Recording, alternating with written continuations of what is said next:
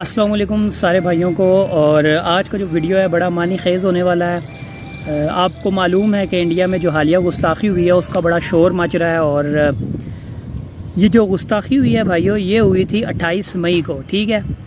और 28 मई को सबसे पहले जो इस गुस्ताखी के ख़िलाफ़ आवाज़ उठाई है वो तहरीक लब्बैक पाकिस्तान ने उठाई है। उनके मरकज़ी ऑफिशियली जो ट्विटर पर उनका अकाउंट है उससे ये आवाज़ उठाई थी। और उस पर ये मैं आपको ट्वीट मेंशन करूँ, ज़रा देखें। और एक हैशटैग चला था अरेस्ट नूरपुर शर्मा, ठीक है। और ये ट्रेंड काफ़ी टॉप पर रहा था। और ये ट्रेंड सिर्फ पाकिस्तान में नहीं चला बल्कि हिंदुस्तान में भी कई मुसलमानों ने इसमें हिस्सा लिया। और रज़ा अकेडमी जो इंडिया की है ऑफिशियली अकाउंट से उन्होंने इस हैशटैग पर ट्वीट किए। और उसके बाद रज़ा अकेडमी ने FIR कटवाई उस मलौना के ख़िलाफ़ और उन्होंने एहतजाज की कॉल दी, जिसके बाद पूरे हिंदुस्तान में जो मुसलमान हैं वो सड़कों पर निकले। और बरेली में तो आपको पता है कि कर्फ्यू लग गया, ठीक है। अभी ये मामला एकदम फिर क्यों उठा? ये मोदी गया जी कुवैत, ठीक है। अरब कंट्रीज़ का एक बड़ा रिएक्शन आया। फिर पाकिस्तानी हमारे जो मीडिया है उसको भी गैरत आ गई थोड़ी सी, उसने भी इस मामले को हाईलाइट किया। जिसके बाद हमारे शहबाज शरीफ साहब जो हैं उन्होंने भी एक ट्वीट छोड़ दिया। और उस ट्वीट के छोड़ते ही कुछ लम्हों बाद हमारे आशिक़ रसूल हुर्मत रसूल के पासबान मुजाहिद ख़त्म नबूवत और पता नहीं क्या क्या है इमरान नियाज़ी साहब, वो भी जाग उठे और उन्होंने भी एक ट्वीट कर दिया। अच्छा जी, सबसे पहले तो आपको बताएं कि एक हफ़्ते बाद ये ट्वीटें इनको करनी याद आई। ये पहले सोए हुए थे या डरे हुए थे, वल्लाह आलम, आप जो भी कह लें, कि ये करना नहीं चाहते थे। हम उसने ज़न रख लेते हैं, बहुत बड़ा उसने ज़न रख लेते हैं और मान लेते हैं कि इमरान खान ने अनअवेयर है बेचारे। वो पाकिस्तान की भी 70 साल तारीख के सबसे अनअवेयर प्राइम मिनिस्टर रहे हैं, उन्हें कुछ भी नहीं पता चलता। 1600 180 वगैरह वगैरह बहुत कुछ है, मैं आपको नहीं बता सकता यहाँ पर, इतना लंबा वीडियो बनाना नहीं चाहता।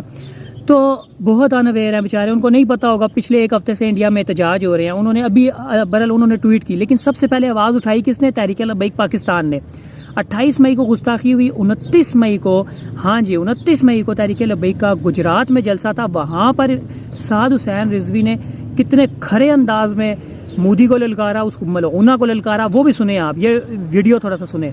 कि अगर दुनिया का अमन कायम रखना चाहते हो तो उसका एक ही तरीका है कि हमारे आका और मौला सल्लल्लाहु अलैहि वसल्लम की इज्जत करना सीखो। और हम उस मोदी सरकार को कहते हैं, उस मोदी के यारों को कहते हैं कि फिलफौर वो जो तुम्हारी तर्जुमान है उससे ऐलान बरात करो और उसको सजा दो। इसलिए अच्छा, ये वीडियो आपने सुना। और उसके अलावा भी पाकिस्तान तहरीक लब्बैक पूरा एक हफ्ता हो गया एहतजाज में है, लेकिन कल से मैं कुछ बदबख्तों को देख रहा हूँ जो कह रहे हैं कि भाई कहाँ है तहरीक लब्बैक पाकिस्तान, कहाँ है यार। ये वीडियो एंड तक देखें, मैं आपको आपके सारे सवालों के जवाब दूंगा।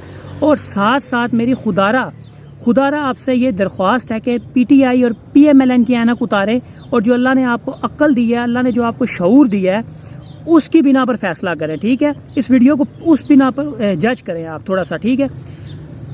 इनकी तरफ से जी सवाल उठ रहे हैं क्यों तहरीक लब्बैक अब रोडों पे नहीं आ रही। एक साल पहले यही यूथिया था जो कह रहा था कि फ्रांस में गुस्ताखी हुई है, पाकिस्तान में क्यों एहतजाज करते हो। आज वो कह रहे हैं पाकिस्तान में निकलो, इंडिया में गुस्ताखी हो गई है। तो मतलब या तो आप पहले गलत कह रहे थे या तो अभी आप गलत कह रहे हैं। मुझे लाजमी बताएं, पहले गलत थे आप या अभी गलत है। अगर आप अपने आप को दोनों टाइम पे सही कहते हैं ना, तो या तो आप जाहिल हैं या तो आप बहुत बड़े मुनाफिक हैं। और मेरे ख्याल से सेकंड ऑप्शन है, ठीक है। फिर उसके बाद हम फ्रांस के खिलाफ जब गुस्ताखी पर निकले तो आपने हमें फसादी कहा, दहशतगर्द कहा, कल अदम किया, फितना फसाद और कहीं से कंट्रोल होने वाला वगैरह वगैरह कई अलकाब दिए। और अब आप कह रहे हैं अगर हम अब एहतजाज के लिए निकलेंगे तो हम आशिक़ रसूल हैं, वरना हम फसादी हैं। यानी मुनाफिकत का भी कोई पैमाना होता है यार, कोई एक लिमिट होती है। लेकिन आप लोग खुदा जाने, मतलब अब मैं आप लोगों के, मेरे पास अल्फाज नहीं है, आप लोगों को मैं क्या अल्फाज दूँ, ठीक है। बहरहाल इस चीज़ को भी स्किप करते हैं। आगे आप लोग हमसे मुतालबा करें जी सफ़ीर निकालें। और मेरे भाई, सफ़ीर निकालने का तहरीक लब्बैक ने मुतालबा तब किया था जब सरकारी सतह पर फ्रांस ने वो सरकारी सतह पर सरकारी इमारतों पर वो गुस्ताखाना खाके शाया किए थे, ठीक है। और सदर मैक्रोन जो लानती है उसने हरदर्मी बरकरार रखी थी और उसने मजम्मत नहीं की थी। उसने कहा था ये आज़ादी राय है।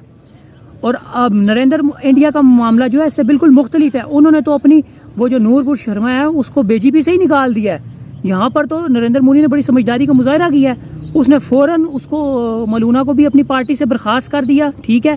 और उसके ख़िलाफ़ FIR भी कट गई है, वो जेल भी जाएगी इंशाल्लाह।